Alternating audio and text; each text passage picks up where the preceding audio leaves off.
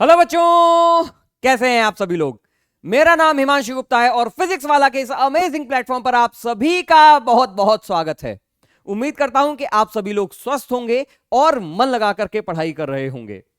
भाई, आज हम माइंड मैप के इस सेशन में thermal properties of matter chapter को रिवाइज करेंगे। हम पूरे चैप्टर को बहुत ही शॉर्ट और क्रिस्प माइंड मैप्स की हेल्प से समराइज करेंगे। हर चीज, हर इंपॉर्टेंट कॉन्सेप्ट को दोबारा से देखेंगे जो हमने क्लासेस में पढ़े हुए हैं, ठीक है, सो दैट कि कोई भी इंपॉर्टेंट जो पार्ट है वो छूटे नहीं।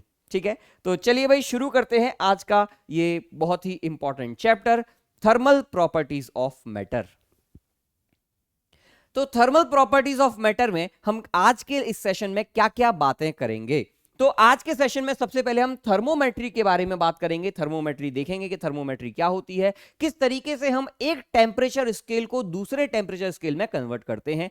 ठीक है, इसके बाद हम बात करेंगे कैलोरीमेट्री की, फिर हम बात करेंगे थर्मल एक्सपेंशन की, और फिर आखिरी में हम बात करेंगे हीट ट्रांसफर की, जहां पर हम कंडक्शन, कन्वेक्शन और रेडिएशन जैसे मोड्स के बारे में बात करेंगे। ठीक है, चलिए भाई सबसे पहले आते हैं थर्मोमेट्री पर। तो थर्मोमेट्री क्या है? Thermometry is basically study of temperature. ठीक है, टेम्परेचर और उसकी डिफरेंट स्केल्स को जब हम स्टडी करते हैं उसको हम कहते हैं थर्मोमेट्री। अब टेम्परेचर को हम किसी भी फिजिकल प्रॉपर्टी के साथ मेजर करते हैं, जैसे कि हो सकता है आपका वॉल्यूम हो गया हो, इलेक्ट्रिकल रेसिस्टेंस हो गई हो, प्रेशर हो गया हो, आपका वॉल्यूम हो गया हो एट कांस्टेंट प्रेशर, वगैरह वगैरह। इन ऐसी हम प्रॉपर्टीज, हम फिजिकल क्वांटिटीज की, चाहे आपका वो मरकरी हो या आपका कोई इलेक्ट्रिकल रेसिस्टेंस हो, हम फिजिकल क्वांटिटीज की ऐसी प्रॉपर्टीज नापते हैं जो कि टेम्परेचर के साथ साथ वेरी कर रही हूं। ठीक है, तो जनरली अगर मैं स्केल्स की बात करूं तो हम स्केल्स को इस तरीके से डिफाइन करते हैं कि जैसे जैसे टेम्परेचर बढ़े वो फिजिकल प्रॉपर्टी भी उसी तरीके से लीनियरली इंक्रीज हो। ठीक है, अब चाहे वो वॉल्यूम हो सकता है, वो आपका रेसिस्टेंस हो सकता है, रेसिस्टेंस भी टेम्परेचर के साथ लीनियरली बढ़ता है। ठीक है, कुछ भी हम प्रॉपर्टी ले सकते हैं। अब अलग अलग जगहों पर और अलग अलग साइंटिस्ट ने अपनी कुछ स्केल्स बनाई। ठीक है, जिनमें से कुछ स्केल्स बहुत ही ज्यादा प्रोमिनेंट हैं और बहुत ग्लोबली यूज की जाती हैं। ठीक है, जैसे कि आपकी सेल्सियस स्केल हो गई, फ़ारेनहाइट स्केल हो गई, केल्विन स्केल हो गई। लेकिन इसका मतलब ये नहीं है कि हम यहीं पर रुक जाएंगे। ठीक है, र्यूमर स्केल भी होती है जो कि काफी फेमस है। ठीक है, और हो सकता है कि एग्जाम में आपको कोई एक अपने हिसाब से स्केल बनाने को बोल दे या वो खुद ही दे दे। ठीक है, तो मतलब कोई कस्टम स्केल भी आपको दे सकता है कि भाई ऐसा है कि आज से जो है मैं पानी जब फ्रीज होता है उसको 0 डिग्री सेल्सियस नहीं बोलूंगा, आज से मैं पानी जब फ्रीज होता है उसको मैं बोलूंगा कि 50 कोई और अपनी नाम दे दे।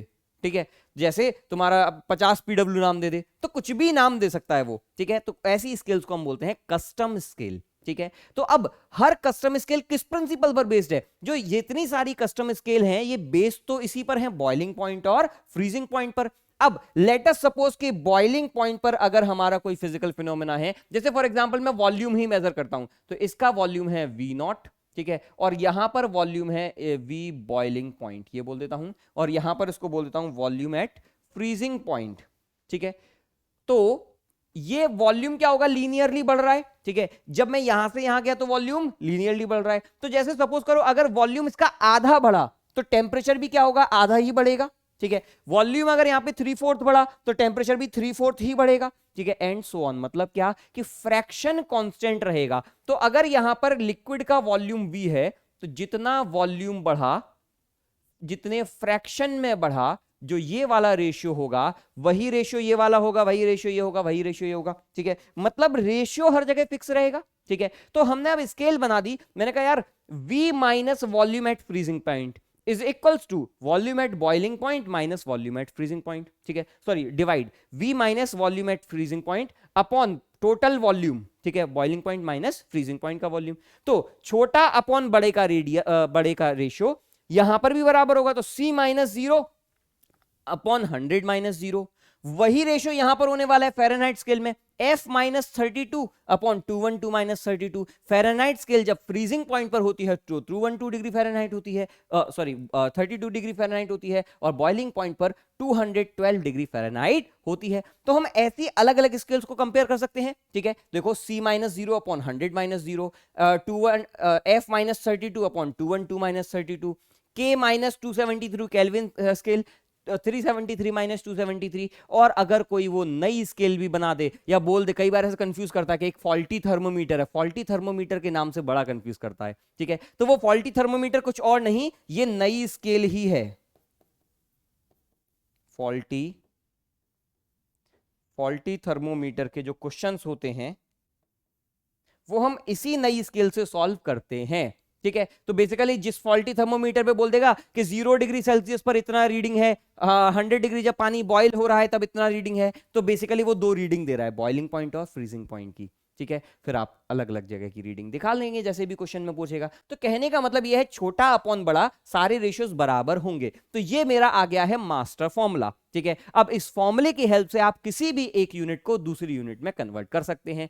जैसे कोई बोल दे कि डिग्री सेल्सियस और फ़ारेनहाइट स्केल को आपस में आपको कन्वर्ट करना है, तो मैंने लिख दिया Celsius is equals to 5/9 F minus 32, या हो सकता है F लिख दूं तो 9/5 C प्लस 32, इससे कोई फर्क नहीं पड़ता है, ठीक है। अब एक चीज याद रखिएगा, ये एब्सोल्यूट टेम्परेचर्स हैं सेल्सियस और फ़ारेनहाइट में, लेकिन अगर कई बार बोलता है कि अगर मैंने 1 डिग्री सेल्सियस का चेंज किया तो कितने डिग्री फ़ारेनहाइट का चेंज आएगा, जब चेंज की बात करेगा तो आपको ये फॉर्मूला ना यूज करके डेल्टा सी वाला यूज करना है। तो बेसिकली इसको डिफरेंशिएट कर देंगे तो हमारा क्या आ जाएगा, delta C is equal to 5/9 delta F. तो जब 1 डिग्री सेल्सियस का चेंज होगा तो 9/5 डिग्री फ़ारेनहाइट का चेंज आएगा, ठीक है। तो ध्यान दीजिएगा, 1 डिग्री सेल्सियस टेम्परेचर और 1 degree Celsius temperature change both are two different things. 1 degree Celsius temperature का मतलब क्या है, आपका टेम्परेचर 0 डिग्री से 1 डिग्री ज्यादा है। 1 डिग्री सेल्सियस टेम्परेचर चेंज का मतलब है बॉडी 1 डिग्री सेल्सियस गर्म हो गई, ठीक है। तो मतलब क्या हो सकता है 50 से 51 पहुंच गई हो, 70 से 71 पहुंच गई हो, कितनी भी हो सकती है। तो ये चेंज है, ये एब्सोल्यूट वैल्यूज हैं, ठीक है। ऐसे ही हमने केल्विन में कन्वर्ट किया। और ध्यान दीजिएगा सेल्सियस क्या है, K माइनस 273, ठीक है। केल्विन स्केल में से 273 माइनस कर देते हैं तो एब्सोल्यूट आपको सेल्सियस स्केल मिल जाती है। अब लेकिन अगर मैं चेंज की बात करूं तो केल्विन स्केल में अगर 1 केल्विन का चेंज है तो सेल्सियस स्केल में भी 1 सेल्सियस का ही चेंज आएगा, ठीक है। चलिए भाई, तो ये बहुत इंपॉर्टेंट चीज ये याद रखिएगा कि change is a different thing then the values of temperature, ठीक है। चलिए भाई, तो ये थी बात, आपकी सारे इंपॉर्टेंट कॉन्सेप्ट्स थे थर्मोमेट्री चैप्टर पे, ठीक है। तो थर्मोमेट्री इसके टॉपिक पर ध्यान दीजिएगा, आपको इस वाले पार्ट से जरूर क्वेश्चन पूछता है, अगर क्वेश्चन बनाएगा तो इस पार्ट से बनाएगा, ठीक है। दूसरा बात करते हैं कैलोरीमेट्री की। कैलोरीमेट्री क्या है, कैलोरीमेट्री यार जैसे हमने किसी पानी में, गर्म पानी में ठंडा पानी मिक्स किया, दो अलग अलग लिक्विड्स को मिक्स किया, या किसी बॉडी को गर्म किया तो कितनी कैलोरीज हीट देनी पड़ी, ठीक है, उसको हम बोलते हैं, उस पूरे चीजों की स्टडी को बोलते हैं हम कैलोरीमेट्री, ठीक है। सबसे पहली चीज कैलोरीमेट्री में है, फॉर्मूला है that is Q is equals to MS delta T, ठीक है। This is again an important result, Q is equals to MS delta T। बहुत ही कॉमन सेंस वाली चीज है, अगर 1 ग्राम का 1 डिग्री सेल्सियस बढ़ाने के लिए S हीट चाहिए तो M ग्राम का 1 डिग्री बढ़ाने के लिए कितनी चाहिए। मैंने कहा, ध्यान से सुनिएगा मैं क्या बोलना चाह रहा हूं, अगर मैंने 1 ग्राम का 1 डिग्री सेल्सियस टेम्परेचर बढ़ाया, ठीक है, तो मुझे कुछ S हीट चाहिए, तो M ग्राम का 1 डिग्री सेल्सियस बढ़ाने के लिए MS हीट चाहिए, M ग्राम का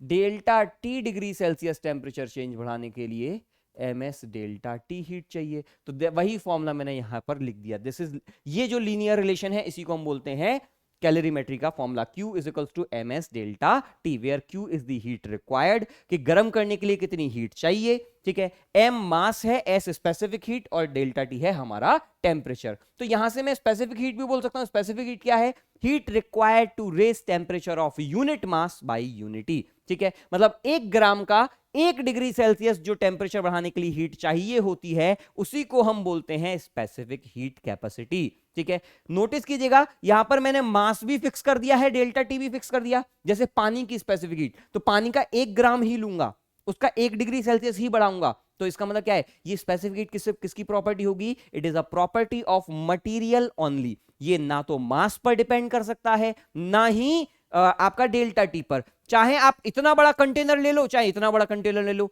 उसमें अगर क्या हो जाएगा, आप हीट ज्यादा दोगे मानता हूं, लेकिन मास भी तो ज्यादा होगा, तो जब डिवाइड होगा तो वो दोनों कट जाएंगे। ठीक है, तो इसीलिए क्योंकि मैं ऑलरेडी 1 ग्राम का ही स्पेसिफाई कर चुका हूं ना, तो उस कंटेनर से, एक बड़े वाले कंटेनर से भी 1 ग्राम ही निकालना और छोटे वाले कंटेनर से भी 1 ग्राम निकालना। सिंस मटीरियल सेम है तो दोनों को सेम ही हीट चाहिए होगी, तो specific heat is a property of material only. ठीक है, तो ये मटीरियल की प्रॉपर्टी होती है। पानी की स्पेसिफिक हीट आपको कभी नहीं बताएगा। पानी की स्पेसिफिक हीट होती है 1 कैलोरी पर ग्राम पर डिग्री सेल्सियस। ठीक है, और अगर आइस और स्टीम की बात करूं तो आइस और स्टीम की स्पेसिफिक हीट होती है 1/2 कैलोरी पर ग्राम पर डिग्री सेल्सियस। ठीक है, अच्छा कैलोरी क्यों, जूल क्यों नहीं? क्योंकि कैलोरी बहुत टाइम से चला आ रहा है, बहुत प्रोमिनेंट यूनिट है, कमर्शियल यूनिट है। इवन आप आज भी जब अपने फूड पैकेट्स देखोगे तो उसमें जो यूनिट्स होती है वो जूल में नहीं लिखी होती, किलो कैलोरीज में लिखी होती है कि 200 किलो कैलोरी, 2000 किलो कैलोरी, कोई भी आपको फूड आइटम सप्लाई करेगा एनर्जी। ठीक है, तो calorie is a commercial unit which is very very popular, और जूल बहुत छोटी यूनिट है। ठीक है, इसीलिए हम हर जगह कैलोरी यूज करते हैं, क्योंकि कैलोरी जो है देखो यूनिट भी सुंदर लग रही है, 1 कैलोरी पर ग्राम पर डिग्री सेल्सियस, सुंदर है ना। जबकि जूल में कन्वर्ट करूंगा तो क्या हो जाएगा, 1 कैलोरी 4.18 जूल के बराबर होती है, ऑलमोस्ट 4.2 जूल के बराबर होती है। तो अगर 4.2 जूल ले रहा हूं भाई, ठीक है, तो देखो 4.2 जूल पर ग्राम पर डिग्री सेल्सियस या फिर 4200 जूल पर किलोग्राम पर डिग्री सेल्सियस करना पड़ेगा। ठीक है, तो वो थोड़ी यूनिट गंदी हो जाती है, इसीलिए कैलोरी वाली यूनिट्स काफी पॉपुलर हैं। ठीक है, तो यहां पर हमारी ये यूनिट्स स्पेसिफिकेट लिख रखी हैं, ये आपको याद रखनी है, क्योंकि एग्जाम में हो सकता है दे, हो सकता है नहीं दे, पर आपको तो भाई आनी चाहिए। ठीक है, तो 1 ग्राम का 1 डिग्री सेल्सियस बढ़ाने के लिए जो हीट चाहिए होती है उसको हम बोलते हैं स्पेसिफिक हीट कैपेसिटी। m ग्राम का डेल्टा टी बढ़ाने के लिए कितनी चाहिए होगी, ms डेल्टा टी चाहिए होगी। अब किसी भी मास का 1 डिग्री बढ़ाना है, ठीक है, तो क्या होगा, किसी भी मास का तो 1 डिग्री बढ़ाना है तो उसको हम बोलते हैं हीट कैपेसिटी। अब स्पेसिफिक हटा दिया, स्पेसिफिक का मतलब क्या, यहां पे स्पेसिफिक मास है, यहां पर अब किसी भी जनरल मास के लिए बात कर रहा हूं, तो किसी भी m मास का डेल्टा टी बढ़ाने के लिए जो हीट चाहिए होती है उसको हम बोलते हैं हीट कैपेसिटी। तो भाई किसी भी मास का 1 डिग्री बढ़ाने के लिए कितनी चाहिए, c चाहिए, तो अब आपको टोटल कितनी चाहिए होगी, c into delta T heat चाहिए होगी। ठीक है, तो जितना ज्यादा मास होगा c किसके बराबर, m इंटू एस, इसी को हम बोलते हैं हीट कैपेसिटी। ठीक है, किसी भी मास का 1 डिग्री बढ़ाने के लिए जो हीट चाहिए उसको हम बोलते हैं हीट कैपेसिटी। ठीक है, तो जितना ज्यादा मास हीट कैपेसिटी उतनी ज्यादा, तो ये मास मटेरियल के साथ साथ हीट कैपेसिटी मटेरियल के साथ साथ मास पर भी डिपेंड करती है। मास बढ़ाने से हीट कैपेसिटी सेम मटेरियल की बढ़ जाती है, बढ़नी भी चाहिए, क्योंकि भाई ज्यादा मास का 1 डिग्री बढ़ाने के लिए आपको ज्यादा हीट चाहिए होगी, कम मास का 1 डिग्री गर्म करने के लिए आपको कम हीट चाहिए होगी। ठीक है, चलिए भाई, अब इसके बाद एक बहुत ही इंपॉर्टेंट कॉन्सेप्ट है वाटर इक्विवेलेंट। ठीक है, वाटर इक्विवेलेंट क्या होता है, वाटर इक्विवेलेंट बेसिकली किसी भी मटेरियल को कितने ग्राम पानी से रिप्लेस कर दूं सो दैट थर्मली पूरे सिस्टम पर कोई असर ना पड़े, थर्मली सिस्टम पर कोई असर ना पड़े। मतलब क्या, अगर हमारे पास यहां पर एक कोई लिक्विड है, ठीक है, कोई भी एक अननोन लिक्विड था, मुझे नहीं पता था क्या लिक्विड है। ठीक है, मैंने कहा इस लिक्विड को कितने ग्राम पानी से रिप्लेस कर दूं, ठीक है, कितने ग्राम पानी से रिप्लेस कर दूं सो दैट अगर मैंने इसको क्यू हीट दी और इसको भी क्यू हीट दी, तो अगर इसका टेम्परेचर डेल्टा टी बढ़ा तो इसका भी टेम्परेचर डेल्टा टी ही इंक्रीज हो। मतलब क्या, सेम हीट देने पर सेम टेम्परेचर चेंज आए। ठीक है, तो भाई मैंने कहा ms डेल्टा टी, इसको मैंने बराबर कर दिया, मैंने कहा इसको हीट कितनी दी, Q is equals to ms delta T. और पानी के लिए जब मैं बात करूंगा तो क्या हो जाएगा, water equivalent into specific heat 1 into delta T, same temperature change चाहिए, तो मैंने कहा डेल्टा टी से डेल्टा टी कट गया, तो water equivalent is equals to m into S. ठीक है, this is the water equivalent. तो वाटर इक्विवेलेंट किसके बराबर आ गया, m इंटू एस के बराबर वाटर इक्विवेलेंट आ गया। तो अगर मैं इस किसी भी लिक्विड को, किसी भी अननोन लिक्विड को, लिक्विड हो, कंटेनर हो, कुछ भी हो सकता है, सॉलिड, कुछ भी बॉडी बनी रहे, अगर मैंने किसी भी बॉडी को इस इतने ग्राम पानी से उसके वाटर इक्विवेलेंट के बराबर पानी से रिप्लेस कर दिया तो उस सिस्टम पर थर्मली कोई असर नहीं आने वाला। मतलब क्या, थर्मली तो पता ही नहीं चलेगा कि वहां पे वो बॉडी रखी नहीं, उसकी जगह पानी आ चुका है। ठीक ठीक है। तो इसीलिए ये एक बहुत इंपॉर्टेंट कॉन्सेप्ट है, क्योंकि जब डिफरेंट हेट्रोजीनस लिक्विड्स को मिक्स करते हैं, जैसे भाई हमने तेल एक डाल दिया, दूसरा कोई एक मान के चलो मरकरी वगैरह डाल दिया, कोई भी मटेरियल, दो अलग अलग मिक्सचर डाल दिए, ठीक है। तो जब गर्म करते हैं तो भाई सेम टेम्परेचर के लिए अलग अलग बॉडीज अलग अलग हीट ले रही थी, ठीक है। तो हमें पता कैसे चलेगा कौन कितना हीट लेता है? तो हम क्या करते हैं, दोनों बॉडीज को ही, दो अलग अलग बॉडीज को भी पानी से रिप्लेस कर देते हैं, और दोनों पानियों में तो कोई अंतर नहीं होता ना, पानी रे पानी, पानी मिक्स हो जाता है, ठीक है। तो जब पानी में पानी मिक्स करते हैं तो वो कैलकुलेशन बहुत आसान बनती है और हमारे न्यूमेरिकल्स तुरंत सॉल्व होते हैं। इसीलिए मैं बोल रहा हूं कि वाटर इक्विवेलेंट बहुत इंपॉर्टेंट कॉन्सेप्ट है, क्योंकि वाटर इक्विवेलेंट से जो क्वेश्चन सॉल्व करने की जुगाड़ें बनती हैं, उनसे आपको क्वेश्चंस में पेन चलाने की भी जरूरत नहीं पड़ती है, ठीक है। चलिए भाई, दूसरी चीज बात करते हैं स्पेसिफिक हीट कैपेसिटी की। अगर एक बॉडी की स्पेसिफिक हीट कैपेसिटी ज्यादा है, इसका मतलब है वो आराम आराम से गर्म होगा, ज्यादा हीट लेकर के गर्म होगा, तो that will be a good coolant, ठीक है। पानी का स्पेसिफिक हीट कैपेसिटी अच्छा खासा होता है, that is why water is used as a coolant in different forms, ठीक है। चलिए भाई,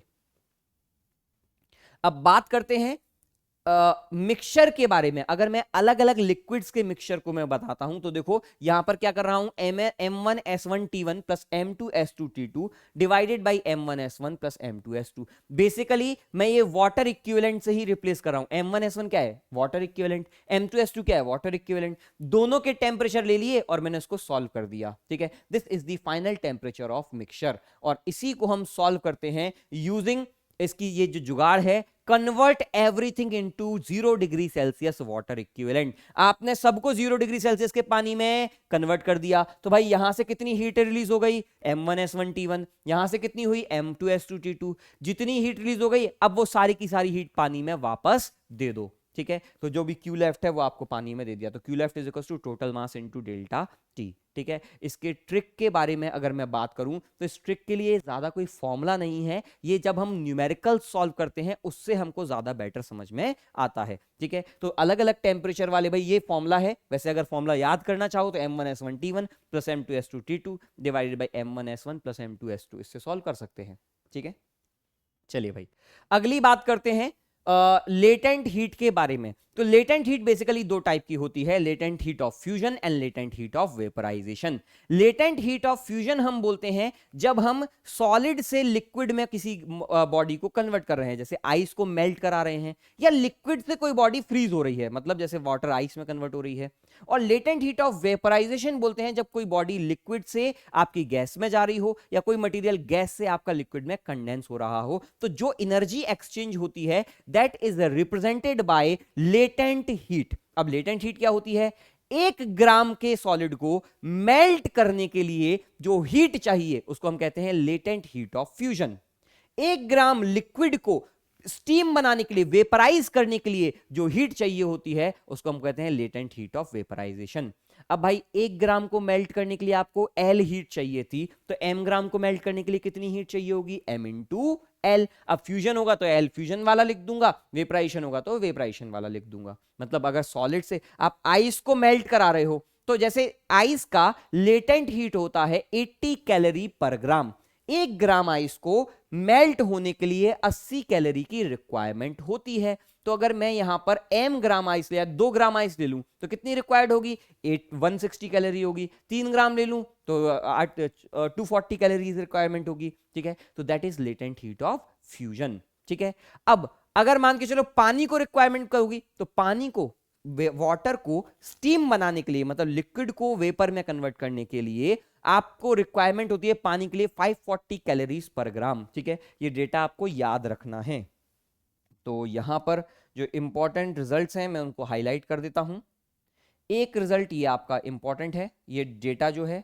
दूसरा ये मैंने ऑलरेडी हाईलाइट करके रखा हुआ है। तो वाटर का आपको लेटेंट हीट ऑफ फ्यूजन और लेटेंट हीट ऑफ वेपराइजेशन दोनों याद होने चाहिए। लेटेंट हीट ऑफ वेपराइजेशन देख रहे हो कितना ज्यादा है, इसीलिए ज्यादा है क्योंकि गैसियस स्टेट में मॉलिक्यूल्स बहुत बहुत दूर चले जाते हैं, तो उनके बीच के सारे इंटरमॉलिक्यूलर फोर्सेस खत्म करने पड़ेंगे। इंटरमॉलिक्यूलर फोर्सेस खत्म करने के लिए आपको अच्छी खासी एनर्जी की रिक्वायरमेंट होती है, ठीक है। तो यहां जब देखिएगा स्टेट चेंज का डायग्राम है, अगर कोई बॉडी नेगेटिव टेंपरेचर पर है, फिर यहां पर आई तो यहां पर ये फ्रीज हो रही है, तो इस वाली रीजन में हमारे पास क्या है, इस वाली रीजन पे हमारे पास सिर्फ और सिर्फ आइस है, इस वाले रीजन में हमारे पास आइस है और साथ में कुछ पानी भी आने लगा है अब। और जब तक सारा का सारा आइस मेल्ट नहीं हो जाता तब तक अब टेम्परेचर नहीं बढ़ सकता है, ठीक है। इसीलिए हमने बोला स्पेसिफिक हीट कैपेसिटी क्या है, इनफाइनाइट लगती है, क्योंकि भाई यहां पे 1 ग्राम का 1 डिग्री बढ़ाने के लिए इनफाइनाइट हीट लग रही है। ऐसा नहीं फील हो रहा आप हीट देते जा रहे हो, टेम्परेचर में चेंज आ नहीं रहा। अगर टेम्परेचर में चेंज नहीं आ रहा तो ऐसा लग रहा है कि इनफाइनाइट हीट चाहिए टेम्परेचर चेंज लाने के लिए, ठीक है। तो जब जब स्टेट चेंज होती है स्पेसिफिक हीट कैपेसिटी आपकी क्या हो जाती है, इनफाइनाइट हो जाती है। क्यों? क्योंकि जितनी भी हीट मैं दे रहा हूं वो आइस को वाटर में कन्वर्ट करने के लिए खर्च हो रही है, वो इंटरनल एनर्जी में जा रही है, मॉलिक्यूल्स के बॉन्ड्स तोड़ने में जा रही है, तो वो टेम्परेचर में नहीं दिखाई देती है, ठीक है। इसीलिए स्टेट चेंज में आपकी स्पेसिफिक हीट कैपेसिटी इनफाइनाइट होती है। फिर इसके बाद जब पूरी आइस मेल्ट होकर के पानी बन गई, यहां पर आपके पास वाटर मिलने लगा, तब फिर से टेम्परेचर बढ़ा। सिंस पानी का स्पेसिफिक हीट कैपेसिटी ज्यादा होता है आइस के मुकाबले, इसीलिए सेम पानी को हीट भी ज्यादा चाहिए। हीट ज्यादा चाहिए तो देखो स्लोप क्या हो गया इसका, कम हो गया, क्योंकि यहां पे मुझे पता है क्यू किसके बराबर होता है, एम एस डेल्टा टी। यहां पर डेल्टा टी यहां पर ये वाई एक्सिस पर है, तो Y is equals to X upon M S, ठीक है। तो स्पेसिफिक हीट कैपेसिटी ज्यादा होगी तो आपका स्लोप क्या हो जाएगा, कम हो जाएगा। तो देखो ये लाइन ज्यादा शार्प है, ये कम है, ठीक है। अब मैंने कहा यार अगर ऐसा है तो यहां तक पहले मेल्ट हो गया, अब पूरा वाटर का टेम्परेचर 100 पर पहुंच गया, अब पानी क्या होगा, वेपराइज स्टीम बनना शुरू होगा। तो यहां पर आपका पानी होगा, साथ में आपका स्टीम होगा, और जब तक ये पूरी स्टीम नहीं बन जाती तब तक आपका यही 100 डिग्री सेल्सियस रहेगा, और इसके बाद अब आपके स्टीम का टेम्परेचर 100 डिग्री से बढ़ने लगेगा।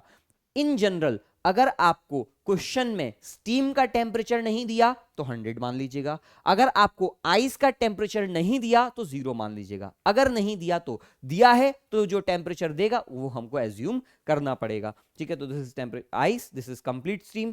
और मिक्सचर में आप देखिएगा टेम्परेचर चेंज नहीं होता है, इसीलिए मैंने लिखा है in steady state temperature can not rise above 0 degree Celsius until entire ice melts, ठीक है। पूरी आइस जब तक मेल्ट नहीं आ जाती, ठीक है, तो इसीलिए मैंने लिखा हुआ है। अब जब जब आपको आइस वाटर का मिक्सचर देगा, आइस स्टीम का मिक्सचर देगा, वाटर स्टीम का मिक्सचर देगा, तो ऐसे केसेस में फाइनल टेम्परेचर निकालने के लिए क्या करना पड़ेगा, यही जुगाड़ का यूज कीजिएगा, convert everything into 0 degree Celsius water equivalent.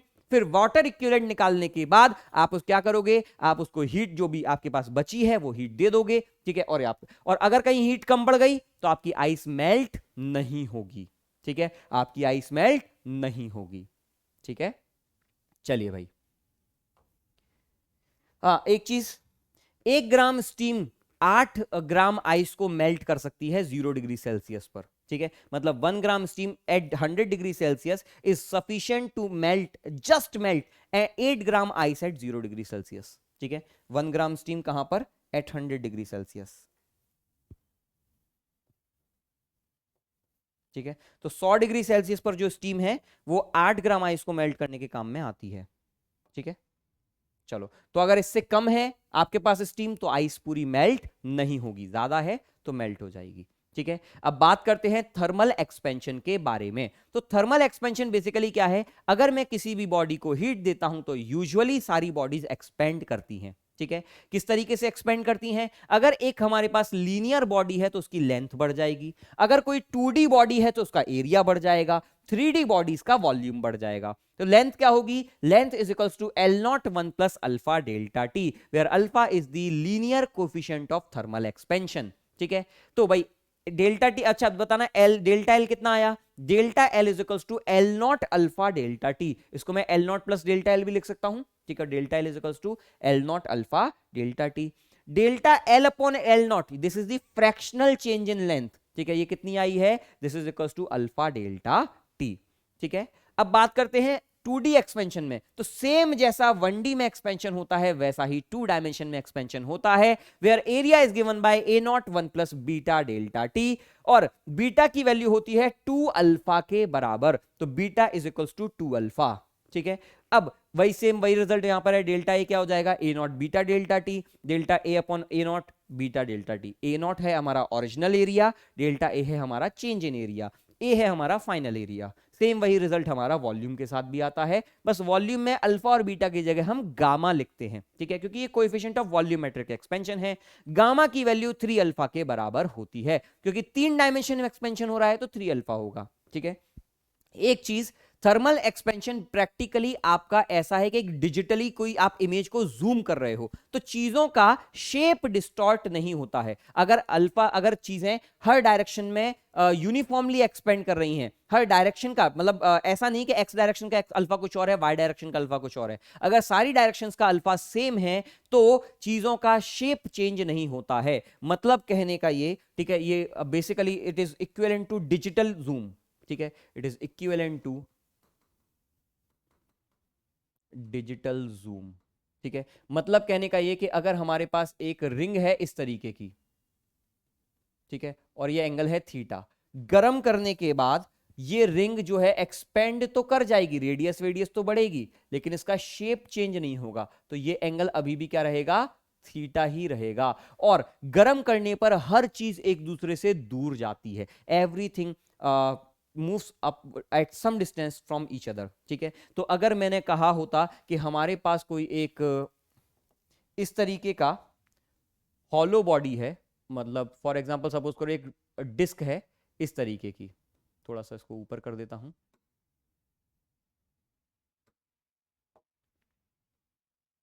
ठीक है, मेरे पास कुछ इस तरीके की डिस्क है, चलो, और इस डिस्क को मैंने क्या किया, गर्म किया, तो जब मैंने इस डिस्क को गर्म किया तो ये डिस्क क्या होगी, एक्सपेंड होगी। ठीक है, एक्सपेंड होने के बाद अगर मैं बात करूंगा तो जरा देखिएगा हर चीज एक्सपेंड होगी, ऐसा नहीं होगा कि केवल और केवल डिस्क ही एक्सपेंड हो रही है, मतलब अंदर वाला जो कैविटी है, ये डोनट टाइप का शेप दिख रहा है, ठीक है, तो ये अंदर वाली कैविटी भी एक्सपेंड करेगी। चलो ठीक है, तो नोटिस कीजिएगा, अगर मैंने कहा कि इसकी वैल्यू है, यहां पर मैं आपको वैल्यूज दिखा देता हूं सो दैट हमको ज्यादा बेटर समझ में आए। अगर मैंने कहा ये है रेडियस R1, ये है, अब देखो तो हमारा गर्म करने पर क्या होगा, ऑन हीटिंग, अगर मैं इस बॉडी को गर्म कर रहा हूं तो हमारा R1 बढ़ जाएगा, R1 विल इंक्रीज, मतलब ये वाला जो रेडियस है R1 डैश हो जाएगा, ये भी बढ़ेगा। और मैंने कहा अगर ये वाली रेडियस है R2, ठीक है, तो R2 भी बढ़ेगा, तो ये वाला जो रेडियस है R2 डैश ये भी बढ़ेगा। ठीक है, लेकिन बच्चों को लगता है कि सर R1 बढ़ गया, R2 बढ़ गया, तो इन दोनों के बीच का डिस्टेंस या तो कांस्टेंट रहेगा या कम होगा, या कई बार लगता है कि सर R1 कम हो जाएगा, नहीं, R2 माइनस R1 भी बढ़ेगा, मतलब हर चीज बढ़ती है। आप जब किसी इमेज को जूम करते हो तो सारी की सारी चीजें बढ़ती हैं। ठीक है, अंदर वाला ये भी बढ़ेगा, ये रेडियस भी बढ़ेगी, ये रेडियस भी बढ़ेगी, और ये भी इंक्रीज करता है। क्यों ऐसा होता है, क्योंकि बड़ी चीजें ज्यादा रेट से एक्सपेंड करती हैं, मतलब अगर R1 1 सेंटीमीटर बढ़ा तो R2 हो सकता है 3 सेंटीमीटर बढ़ जाए। अब बताना R2 माइनस R1 भी क्या होगा, वो भी अभी भी 2 सेंटीमीटर बढ़ेगा। तो जो चीजें बड़ी हैं वो ज्यादा बढ़ेंगी, कम छोटी चीजें कम बढ़ेंगी, और रीजन बीइंग जितनी बड़ी चीज होगी L0 जितना ज्यादा तो डेल्टा L भी तो उतना ज्यादा।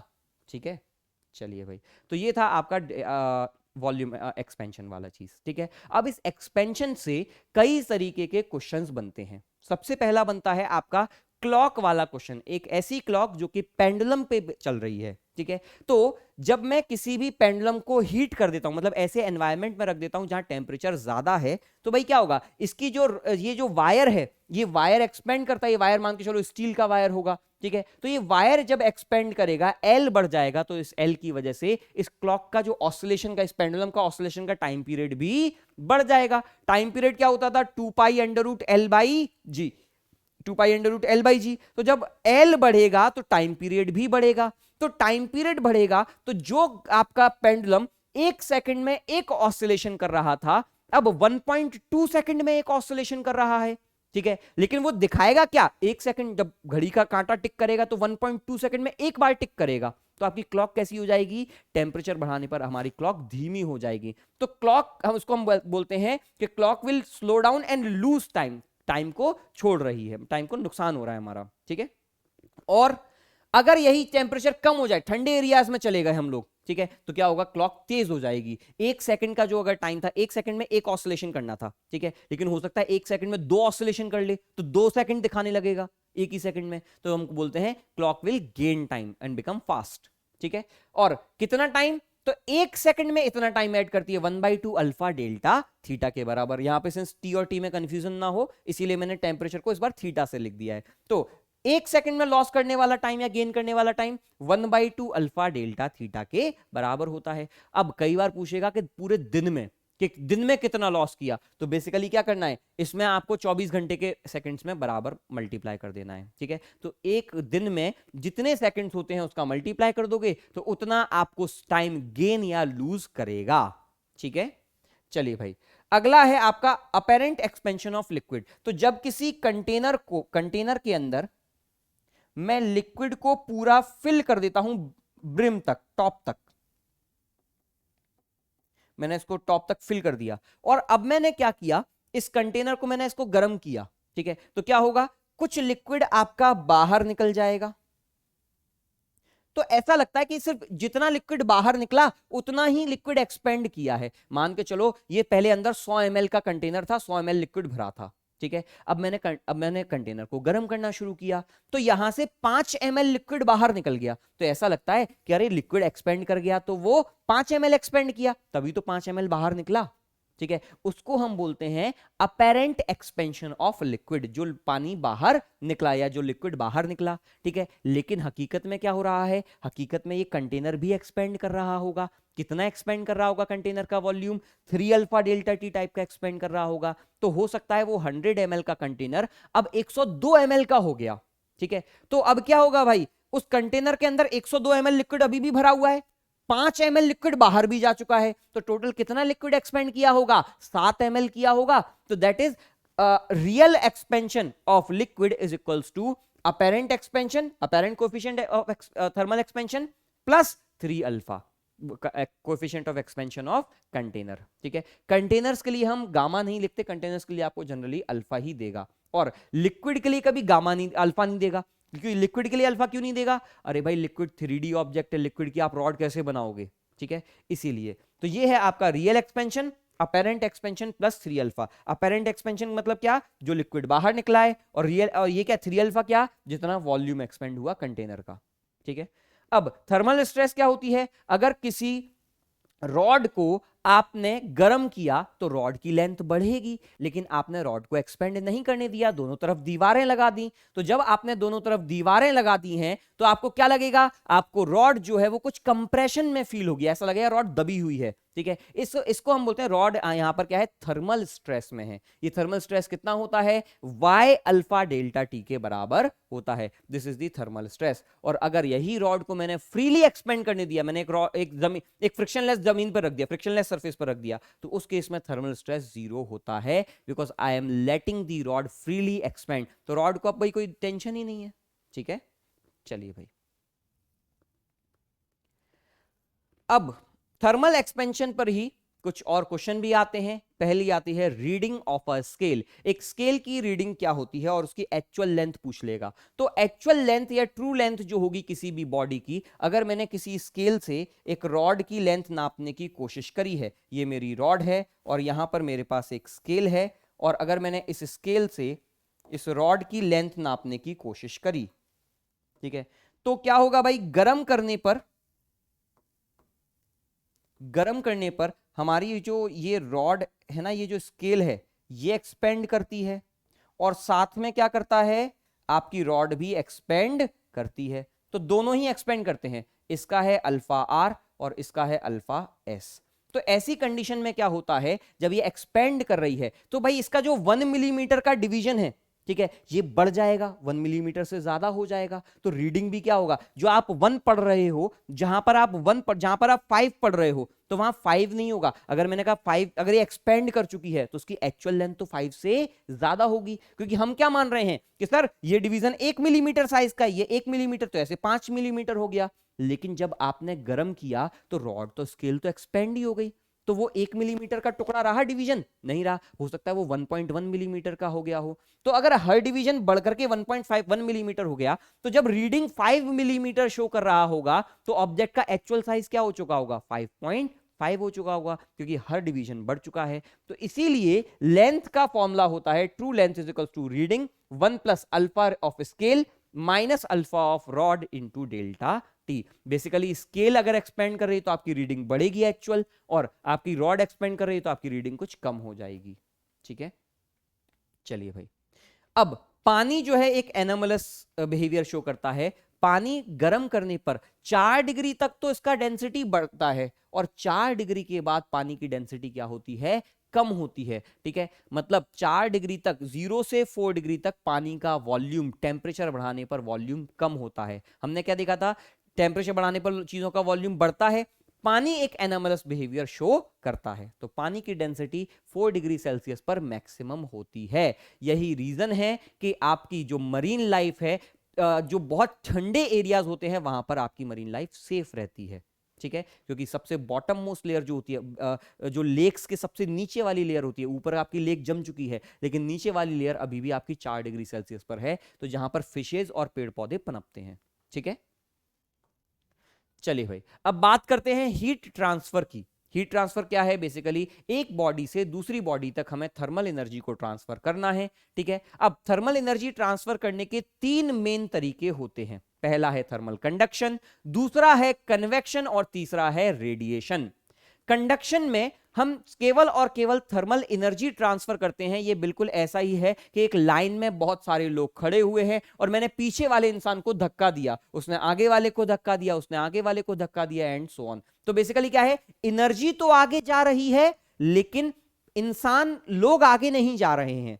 ठीक है, तो there is transfer of energy without any transfer of matter. Matter कोई ट्रांसफर, मटेरियल कोई ट्रांसफर नहीं हो रहा है, केवल एनर्जी ट्रांसफर हो रही है। ठीक है, एक हायर टेम्परेचर से लोअर टेम्परेचर पर आपकी एनर्जी ट्रांसफर हो रही है। इस ट्रांसफर होने का रेट क्या होता है भाई, ये कंडक्टर है, ये कंडक्टर एनर्जी लेकर के जाएगा। मैं इस कंडक्टर के चारों तरफ जो है, अगर आप चाहें तो मैं इसको इंसुलेट कर देता हूं, मतलब क्या, हीट कहीं से लॉस ना हो, इसीलिए मैं इसको कई बार इंसुलेटेड भी रखता हूं, सो दैट कहीं हीट इधर उधर भाग ना जाए। तो स्टेडी स्टेट में आने के बाद, जब स्टेडी स्टेट आ जाएगी, तो क्या होगा, इसके ये जो बगल वाला पॉइंट है, इसका टेम्परेचर इसी के बराबर हो जाएगा, T1 के बराबर हो जाएगा।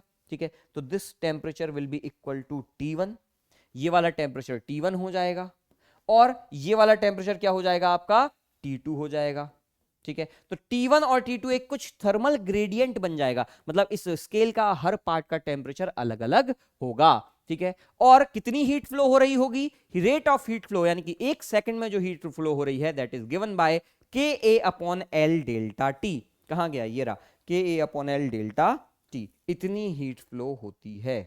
ठीक है, 1 सेकंड में KA upon L delta T heat flow होती है, और इसी को हम बोलते हैं यहां पर डेल्टा T अपॉन L, इसको हम बोलते हैं थर्मल ग्रेडियंट। ठीक है, अब भाई यार KA अपॉन L को मैं 1 अपॉन R या फिर L अपॉन KA को मैं R लिख देता हूं, that is known as thermal resistance. तो जैसा जैसा आपका करंट इलेक्ट्रिसिटी में रेसिस्टेंस बिहेव करता था, यहां पर आपका थर्मल रेसिस्टेंस भी बिहेव करेगा। अगर आपका मान के चलो एक की जगह यहां पर 2 वायर लगा देता, मतलब कुछ ऐसा कर देता, 2 पाइप लगा देता, कुछ एक ऐसा पाइप और एक ऐसा पाइप।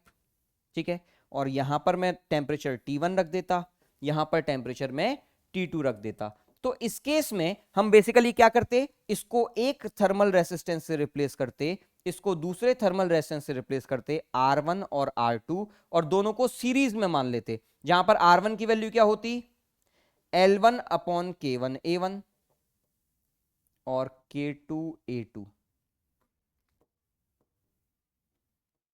और R2 की वैल्यू होती L2 अपॉन K2 A2। तो यहां पर R इक्विवेलेंट हो जाता R1 प्लस R2 सीरीज में L1 upon K1 A1 plus L2 upon K2 इससे हम रिप्लेस कर देते और करंट कितना फ्लो होता, रेट ऑफ हीट फ्लो, जो हीट फ्लो हो रही है वो बेसिकली थर्मल करंट हो गया। तो current V equals to Ohm's law क्या बोलता था, V इक्वल्स टू IR। यहां पर V क्या है, टेम्परेचर डिफरेंस। तो temperature difference delta T is equals to I into R. तो T1 minus T2 is equals to I into R. R की वैल्यू क्या रख देता, ये छाप देता, तो मुझे आप सारी इंफॉर्मेशन मिल जाती कि कितना करंट जा रहा है, कितना हीट फ्लो हो रहा है, वगैरह वगैरह। ठीक है, तो इस तरीके से हम इन क्वेश्चंस को सॉल्व करते हैं। यहां पर कई बार आपसे हो सकता है जंक्शन का टेम्परेचर पूछ ले, तो जब जंक्शन का टेम्परेचर पूछ लेगा तो आप क्या करोगे, आप बेसिकली बोलोगे कि R1 प्लस R2 जाने पर डेल्टा टी का लॉस आया, तो R1 जाने पर कितने का, बिल्कुल लीनियर रिलेशन लगा करके आप जंक्शन का टेम्परेचर भी कैलकुलेट कर सकते हैं। कन्वेक्शन के बारे में हमें ज्यादा बातें नहीं करनी होती हैं। कन्वेक्शन बेसिकली दो टाइप के होते हैं, एक फोर्स्ड कन्वेक्शन, दूसरा नेचुरल कन्वेक्शन। फोर्स्ड कन्वेक्शन में हम लिक्विड को खुद से फ्लो कराते हैं, ठीक है, ये फ्लूइड्स में होता है। कन्वेक्शन जो है ये फ्लूइड्स में मेनली होता है, ठीक है। कंडक्शन जनरली सॉलिड्स में होता है। अब कन्वेक्शन में हीट के साथ साथ मटेरियल भी या मैटर भी ट्रांसपोर्ट होता है, मतलब मैटर एक जगह से दूसरी जगह खुद एनर्जी दे करके जा रहा है, ठीक है। तो ये लिक्विड के जो पानी के मॉलिक्यूल्स हैं या किसी भी लिक्विड के मॉलिक्यूल्स हैं, ये यहाँ पे गर्म हुए, गर्म होकर के ऊपर चले गए, और जो ऊपर के ठंडे मॉलिक्यूल्स हैं ये कहाँ आ गए, नीचे आ गए। तो ये खुद हीट को इधर उधर ट्रांसपोर्ट कर रहे हैं। इस मेथड को हम बोलते हैं कन्वेक्शन। अगर नेचुरली हो रहा है then it is known as natural convection. जैसे आपका लैंड ब्रीज हो गया, आपका सी ब्रीज हो गया, वो दोज आर नेचुरल कन्वेक्शंस। अगर आप उसको फोर्स कर रहे हो किसी पंप वगैरह को लगा के, that is known as forced convection. जैसे मैं फैन लगा दूं, ठीक है, एग्जॉस्ट वगैरह लगाते हैं, तो दैट इज फोर्स्ड कन्वेक्शन, ठीक है। अब तीसरा और इनमें सबसे important part, that is radiation. हर वो बॉडी, चाहे आप हो, मैं हूं, कोई भी बॉडी हो, अगर उसका टेम्परेचर 0 केल्विन के ऊपर है, जो कि हर बॉडी का होता है, तो वो बॉडी लगातार हीट को रेडिएट कर रही होगी, लगातार कुछ ना कुछ थर्मल एनर्जी को रेडिएट कर रही होगी, ठीक है। तो every body above 0 kelvin temperature radiates some energy. इसका मतलब तो हर बॉडी हीट एनर्जी लॉस कर रही होगी, तो सर बॉडी ठंडी होती जानी चाहिए।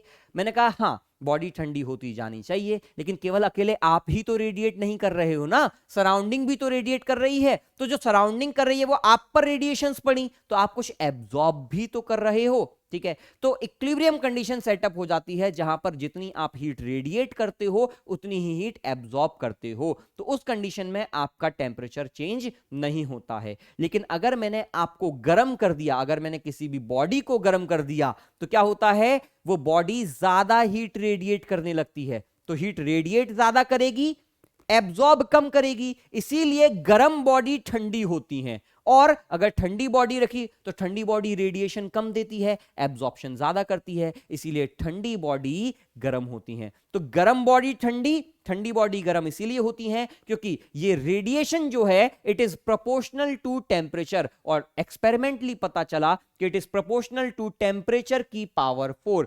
स्टीफन और बोल्ट्जमैन दो अलग अलग साइंटिस्ट थे, दोनों ने इंडिपेंडेंटली ये रिलेशन निकाला कि heat radiated per second is equals to sigma EAT की power 4, where sigma is known as Stefan's constant. इसकी वैल्यू होती है 5.67 इंटू 10 की power -8 watt per metre square per kelvin की पावर 4, ठीक है। याद करने का तरीका, सिग्मा भूल जाते हैं बच्चे अक्सर, 5 6 7 8, ठीक है, मुझे ऐसे याद रहता है। तो 5 6 7 8, this is the value of Stefan's constant. तो अब E क्या है यहां पर, ए तो सरफेस एरिया है, ठीक है। E क्या है, E आपका है, T आपका एब्सोल्यूट टेम्परेचर है, ठीक है। T is the absolute temperature in kelvin, कभी भी यहां पर टेम्परेचर सेल्सियस में मत रखना। तो देखो एब्सोल्यूट 0 पर रेट हीट एमिटेड क्या हो जाएगी, 0 हो जाएगी। तो हर वो बॉडी जिसका टेम्परेचर 0 केल्विन के ऊपर है वो हीट रेडिएट करेगा ही करेगा, ठीक है। E है आपकी एमिसिविटी, और एमिसिविटी की वैल्यू जो होती है वो 0 से 1 के बीच में होती है। कहां गया यार, ठीक है। तो E जो है हमारा, E is equals to emissivity, ठीक है। और E की वैल्यू क्या होती है, E इज लेस देन और इक्वल टू 1, ग्रेटर देन और इक्वल टू या ग्रेटर देन 0, ठीक है। तो E की वैल्यू 0 से 1 के बीच में होती है। E की वैल्यू 1 तब होती है when it is a perfect black body. For perfect black body E is equal to 1, दो मतलब परफेक्ट ब्लैक बॉडी क्या है, जितनी भी हीट उस पर पड़ती है वो सारी की सारी एब्जॉर्ब कर लेता है, ठीक है। और साथ ही में all good absorbers are good emitters as well, ठीक है। तो 100% हीट एब्जॉर्ब करता है, कोई रिफ्लेक्शन कोई ट्रांसमिशन नहीं करता है, ठीक है। ब्लैक बॉडी और black hole are two different things. Black body का मतलब ये नहीं होता है कि वो बॉडी आपको दिखाई नहीं देगी, बस आपको रिफ्लेक्शन की वजह से नहीं दिखेगी, ठीक है। अगर वो बॉडी मैंने गर्म करता जाऊं तो एक टाइम ऐसा आएगा जैसे ब्लैक बॉडी भी आपको दिखना शुरू हो सकती है, क्योंकि जब बॉडी हीट रेडिएट कर रही है, ये जो हीट रेडिएट कर रही है ना, ये सिर्फ एक वेवलेंथ की नहीं करती, ये पूरा का पूरा स्पेक्ट्रम रेडिएट करती है। और अगर ये स्पेक्ट्रम आपका विजिबल रीजन में ज्यादा आ जाएगा तो वो बॉडी आपको दिखने लगेगी, ठीक है। आप अगर किसी चम्मच को एक अंधेरे रूम में, डार्क रूम में लेकर के जाओ, आपको नहीं दिखती है, क्यों? क्योंकि अभी रिफ्लेक्शन नहीं है, ठीक है। लेकिन अगर आप उस चम्मच का टेम्परेचर गर्म करते जाओ तो टेम्परेचर के बाद एक टाइम ऐसा आता है वो चम्मच ग्लो करने लगेगी, क्यों? क्योंकि वो जैसे जैसे आप टेम्परेचर बढ़ाते हो तो आपका जो मोस्ट प्रोबेबल वेवलेंथ है, मोस्ट इंटेंस वेवलेंथ है, वो कम होती जाएगी। लैम्डा इंटू टी ये क्या होता है, कांस्टेंट होता है, ये इसकी वैल्यू कांस्टेंट रहती है। And this result was given by Wien's displacement law, ठीक है। एक्सपेरिमेंटली ही निकाला था। इस कांस्टेंट की वैल्यू होती है 2.89 इंटू 10 की पावर -3, मैंने ऑलमोस्ट लिख दिया 2.9, ठीक है। अच्छा, अब इसी प्रिंसिपल के बेस पर, इसी प्रिंसिपल के बेसिस पर हमने जो कई सारे बहुत इंपॉर्टेंट डेरिवेशंस निकाले हैं, जैसे किसी डिस्टेंट स्टार का टेम्परेचर कितना होता है। तो भाई दूर स्टार से आने वाली वेव्स हैं, जैसे सन का टेम्परेचर निकालना है तो हम सन के स्पेक्ट्रम को एनालाइज करते हैं, ठीक है। और देखते हैं कि उसमें सबसे ज्यादा इंटेंस वेवलेंथ कौन सी है, लैम्डा इंटू टी कॉन्स्टेंट के बराबर रख देते हैं तो मुझे टी मिल जाता है। इंफ्रारेड थर्मामीटर्स भी इसी प्रिंसिपल पर काम करते हैं, वीन्स डिस्प्लेसमेंट लॉ पर, ठीक है। तो ये आपका बेसिकली क्या है, रेडिएशन जो है हर डायरेक्शन में होती है और हर वेवलेंथ में होती है, ठीक है। और ये ई लैम्डा क्या है, E lambda is known as spectral emissive power. तो एमिसिव पावर क्या होती है, emissive power is energy emitted per unit area per unit time. Spectral emissive power is energy emitted per unit area per unit time per unit wavelength. एक particular wavelength की कितनी energy emit करी गई है, that is known as spectral emissive power, ठीक है।